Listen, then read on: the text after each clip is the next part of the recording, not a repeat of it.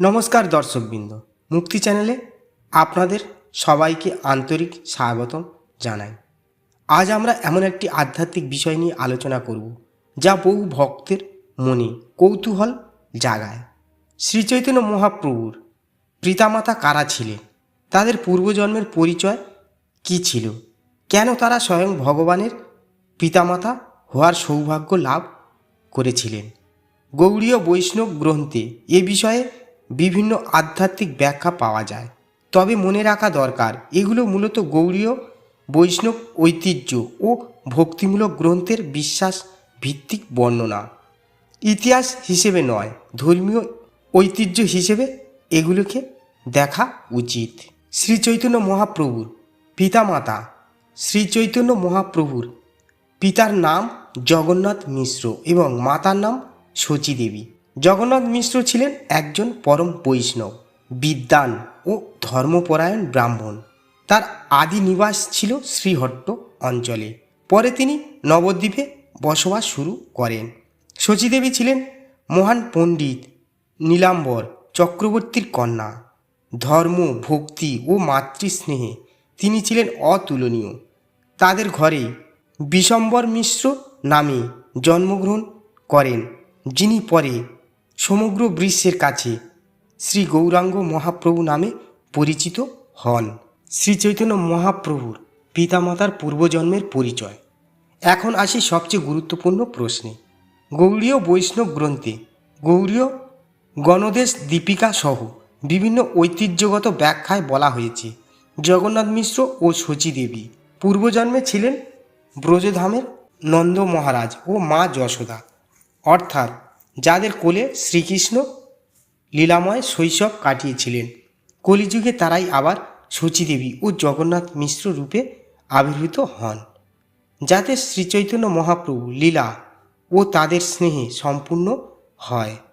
অন্য একটি মত, কিছু গৌড়ীয় আচার্যের মতে আরও একটি আধ্যাত্মিক ব্যাখ্যা রয়েছে, যেখানে বলা হয় জগন্নাথ মিশ্র ও শচী দেবীর মধ্যে পূর্ববর্তী যুগগুলিতে কাশ্যপ ও অদিতি, দশরথ ও কৌশল্যা, বসুদেব ও দেবকী এর ঐশ্বরিক ভাবও প্রকাশিত হয়েছিল। অর্থাৎ ভগবান যখন বিভিন্ন যুগে অবতার গ্রহণ করেন, তখন তার নিত্য সঙ্গীরাও বিভিন্ন রূপে তার সঙ্গে অবতীর্ণ হন। এই মতটিও গৌড়ীয় বৈষ্ণব ঐতিহ্যের উল্লেখিত। কেন তারাই এই সৌভাগ্য পেলেন? শাস্ত্রে বলা হয়েছে ভগবান কেবল তাদেরই নিজের পিতামাতা হিসেবে গ্রহণ করেন, যাদের হৃদয় সম্পূর্ণ নির্মল, ভক্তিতে পরিপূর্ণ এবং যারা অসংখ্য জন্ম ধরে ঈশ্বর সেবায় নিবেদিত। জগন্নাথ মিশ্র ও শচী দেবীর জীবনে ছিল বিনয়, দয়া, সত্যবাদিতা এবং ঈশ্বরের প্রতি অটল বিশ্বাস।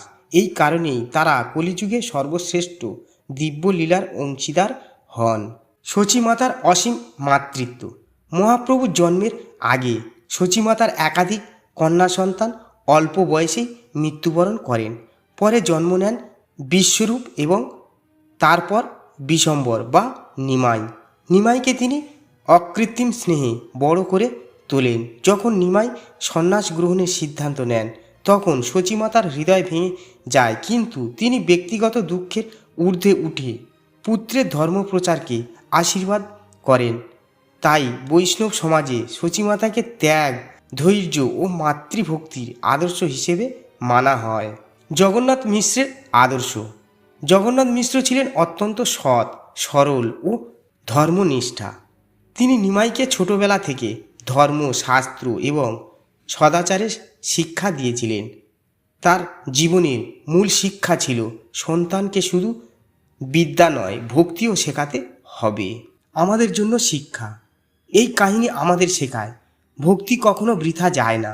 ঈশ্বরের কৃপা লাভের জন্য অহংকার নয়, বিনয় দরকার। সন্তানের ধর্মীয় ও নৈতিক শিক্ষা বড় করে তোলা প্রতিটি পিতামাতার কর্তব্য। সত্যিকারের ভক্তের জীবনেই ভগবানের কৃপা প্রকাশিত হয়। বন্ধুরা, শ্রীচৈতন্য মহাপ্রভুর মাতা পিতা কেবল ঐতিহাসিক চরিত্র নয়, গৌড়ীয় বৈষ্ণব ঐতিহ্যে তারা নিত্যলীলার মহান সঙ্গী হিসাবে পূজিত। প্রচলিত বিশ্বাস অনুযায়ী তারা পূর্বজন্মে নন্দ যশোদা ছিলেন এবং অন্য কিছু আচার্যের মতে কশ্যপ অদিতি, দশরথ কৌশল্যা ও বসুদেব দেবকী ঐশ্বরিক ভাবও তাদের মধ্যে প্রকাশিত হয়েছিল। এগুলো ভক্তিমূলক শাস্ত্রীয় ঐতিহ্যের অংশ হিসেবে শ্রদ্ধার সঙ্গে বিবেচিত হয়। তো বন্ধুরা, ভিডিওটা ছিল এই পর্যন্ত। যদি ভিডিওটি ভালো লেগে থাকে তাহলে ভিডিওটি লাইক করুন, বন্ধুদের সঙ্গে শেয়ার করুন এবং মুক্তি চ্যানেলটিকে সাবস্ক্রাইব করে পাশে থাকা বেল আইকনটি চাপতে ভুলবেন না। হরে কৃষ্ণ, রাধে রাধে।